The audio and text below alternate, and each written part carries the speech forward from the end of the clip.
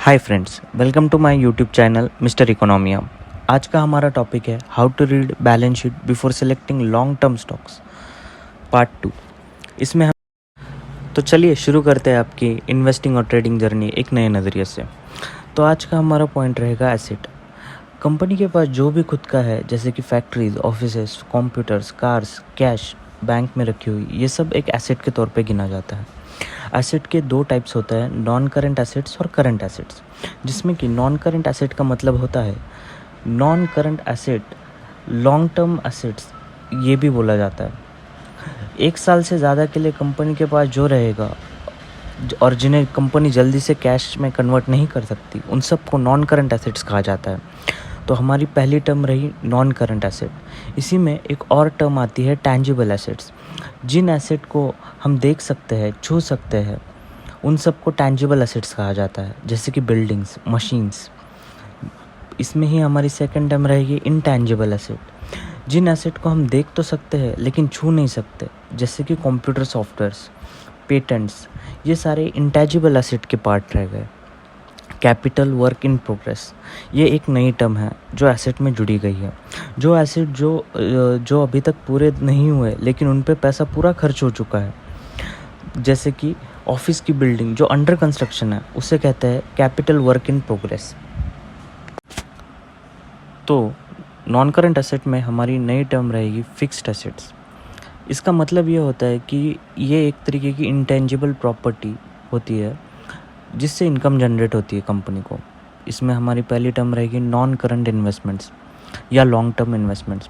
Company अगर एक साल या एक साल के ऊपर के लिए बॉन्ड्स, स्टॉक्स या इन्वेस्टमेंट्स करती है कहीं पे भी, तो उन्हें कहा जाता है नॉन करंट इन्वेस्टमेंट्स।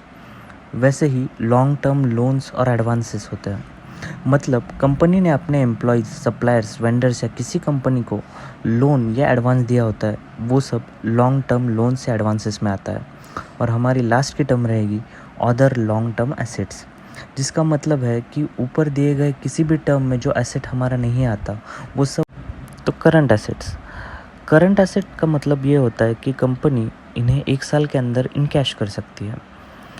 कंपनी के लिए करंट एसेट एक तरीके का बैंक बैलेंस का ही काम करते हैं, क्योंकि कंपनी इन्हें एक साल के अंदर कभी भी इनकैश कर सकती है, जैसे कि शॉर्ट टर्म पेमेंट्स वगैरह। करंट इन्वेस्टमेंट्स या short term investments. Current investments में कंपनी अगर बॉन्ड्स, स्टॉक्स और इन्वेस्टमेंट करती है शॉर्ट टर्म के लिए या एक साल के अंदर के लिए, उन्हें कहा जाता है करंट इन्वेस्टमेंट्स। इन्वेंट्रीज तीन तरीके की होती है। इन्वेंट्रीज में पहली आती है raw material inventory, work in progress inventory और फिनिश्ड गुड इन्वेंट्री। जैसे कि हमें पेन है, पेन का रॉ मटेरियल जो है वो रॉ मटेरियल इन्वेंट्री में आता है। जो पेन बन रहा है उसे कहते हैं हम वर्क इन प्रोग्रेस इन्वेंट्री। और जो पेन मार्केट में बिकने के लिए तैयार है और फुल्ली पैक्ड है, तो उसे कहते हैं हम फिनिश्ड गुड या फिनिश्ड गुड्स इन्वेंट्री। एसेट्स में हमारी नेक्स्ट टर्म रहेगी ट्रेड रिसीवेबल। कंपनी अपना प्रोडक्ट क्रेडिट पे वेंडर्स को जो देती है और जो पैसे वेंडर से आने वाले होते हैं, उसे कहते हैं trade receivable. Trade receivable is equal to credit sale minus estimated bad डेप्ट। नेक्स्ट टर्म रहेगी कैश और कैश इक्विवेलेंट्स। बैंक में रखा हुआ पैसा और एसेट जो कैश के इक्विवेलेंट है, उसे कहते हैं कैश और cash equivalents. Short term loans and advances, मतलब कंपनी ने अपने एम्प्लॉयज़ को, सप्लायर्स को, वेंडर्स को या किसी और कंपनी को एक साल के लिए या एक साल के अंदर के लिए जो लोन और एडवांसेस दिए होते हैं, वो सारे शॉर्ट टर्म लोन्स और एडवांसेस में आते हैं।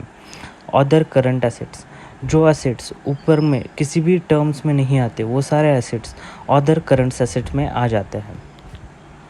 तो ये था हमारा बैलेंस शीट पढ़ने का सेकेंड पार्ट।